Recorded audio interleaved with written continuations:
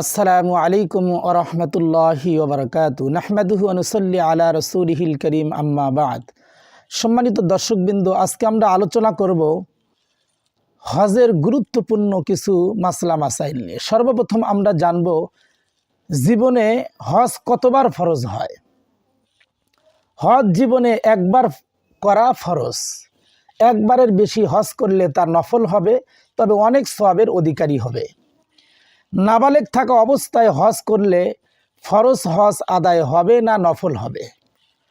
বালেগ হওয়ার পূর্বে কোনো ব্যক্তি যদি হজ করে তাহলে তার নফল বলে বিবেচিত হবে। বালেগ হওয়ার পর যদি সে ধনী হয় এবং হজ করার সামর্থ্য রাখে তাহলে আবার তাকে হজ করতে হবে। অন্ধ ব্যক্তির জন্য হজ করার বিধান কি? অন্ধ যত সম্পদের অধিকারী হোক না কেন তার উপর হজ করা ফরজ নয়। হজ ফরজ হওয়ার পর হজ করতে বিলম্ব করা যাবে কি না? হজ ফরজ হওয়ার সাথে সাথেই সে বছরই হজ করা ওয়াজিব। হজ ফরজ হওয়ার পর অযথা বিলম্ব করা না যায়, তবে 2-4 বছর পর হজ করলেও আদায় হয়ে যাবে, কিন্তু বিলম্বের কারণে গুনাহ হবে। হজের সফরে মেয়েদের সফর সঙ্গী কে কে হতে পারবে? মেয়েদের হজের সফর সঙ্গী হিসাবে স্বামী অথবা অন্য কোনো মাহরাম, যার সাথে বিবাহ হারাম, এমন কেউ থাকা আবশ্যক। এদের কাউকে ছাড়া মেয়েদের হজে যাওয়া না জায়েজ। হ্যাঁ, মক্কা শরীফ যদি এতটা কাছে হয় যে 3 মঞ্জিলেরও কম দূরে তার অবস্থান, এমতো অবস্থায় স্বামী বা মাহরাম ছাড়াও হজ করতে পারবে। কোনো মহিলা মাহরাম যদি নাবালেগ থাকে তাহলে করণীয় কি? কোনো মহিলার মাহরাম যদি নাবালেগ থাকে তাহলে করণীয় কি? মহিলাদের জন্য মাহরামের সাথে হজ করা জরুরি, আর মাহরাম স্বাভাবিক জ্ঞান সম্পন্ন হওয়া ও বালেগ হওয়া শর্ত। সুতরাং যদি কোনো মহিলার মাহরাম না থাকে, অর্থাৎ যাদের সাথে হজ করতে যাবে, যাদের সাথে যাওয়া জায়েজ, এরকম যদি কোনো বালেগ পুরুষ না থাকে অথবা বালেগ জ্ঞানসম্পন্ন মাহরাম না থাকে, তাহলে ওই মহিলার জন্য হজ করা জায়েজ নয়।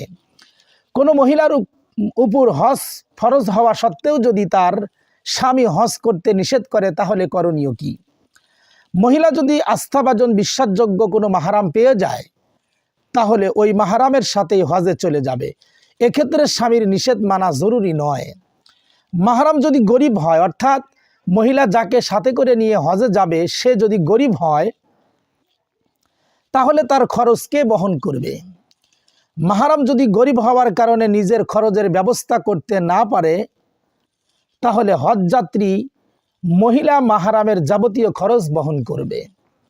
কোনো মহিলা যদি স্বামী বা মাহরাম পুরুষ না থাকে তাহলে তার জন্য হজ করার হুকুম কি? যদি কোনো মহিলার হজ ফরজ হওয়ার পর স্বামী ব্যতীত যাদের সাথে দেখা সাক্ষাৎ করা জায়েজ আছে, অর্থাৎ বিবাহ যাদের সাথে হারাম, এরকম যদি কেউ না থাকে তাহলে সে অপেক্ষা করতে থাকবে। সারা জীবনেও যদি বিশ্বস্ত মাহরাম না পায় তাহলে হজ করবে না, এতে কোনোরূপ পাপ হবে না। তবে মৃত্যুর সময় তার পক্ষ থেকে হজ করিয়ে দেওয়ার ওসিয়ত করে যাবে। ওসিয়ত করা তার জন্য ওয়াজিব হবে। মৃত্যুর পর তার ওয়ারিশরা মৃত ব্যক্তির পক্ষ থেকে কাউকে পাঠিয়ে হজ করাবে, এতেই হজ আদায় হয়ে যাবে। এটাকে বদলি হজ বলা হয়।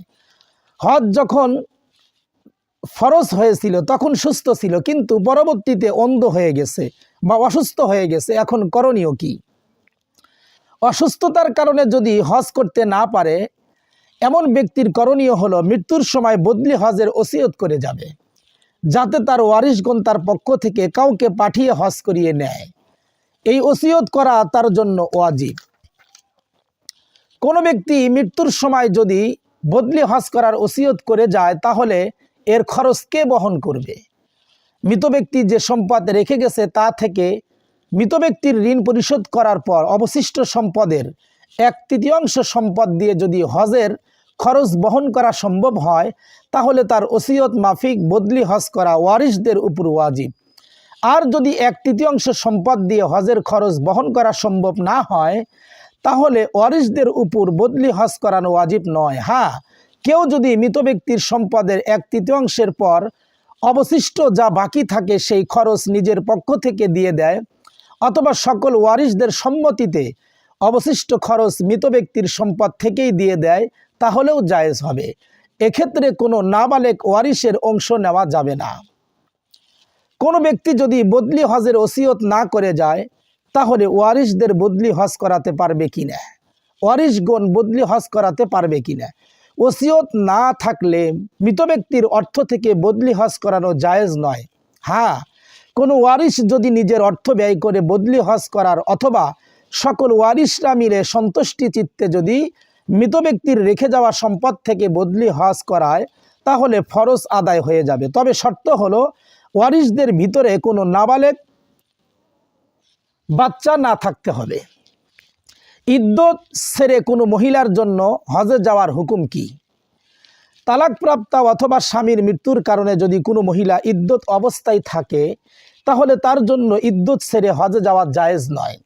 এরপরেও যদি কোনো মহিলা ইদ্যত ছেড়ে হজে যায় এবং হজ করে তাহলে তার হজ আদায় হয়ে যাবে। শুধু মক্কা পর্যন্ত যাওয়ার খরচ আছে, মদিনায় যাওয়ার খরচ নেই, এমতো অবস্থায় হজ ফরজ হবে কিনা? হ্যাঁ, হজ ফরজ হবে। কেননা হজের সময় মদিনা মুনওয়ারা যাওয়া জরুরি নয়। সম্মানিত দর্শকবৃন্দ, এ পর্যন্ত আমরা হজের জরুরি কিছু মাসলা মাসাইল নিয়ে আলোচনা করলাম। আগামী পর্বে ইনশাল্লাহ আমরা আরও কিছু জরুরি মাসলা রয়ে গেছে, এগুলো আমরা আলোচনা করব ইনশাআল্লাহ। আমাদের সাথে থাকার জন্য ধন্যবাদ। আসসালামু আলাইকুম ওয়া রাহমাতুল্লাহি ওয়া বারাকাতুহু।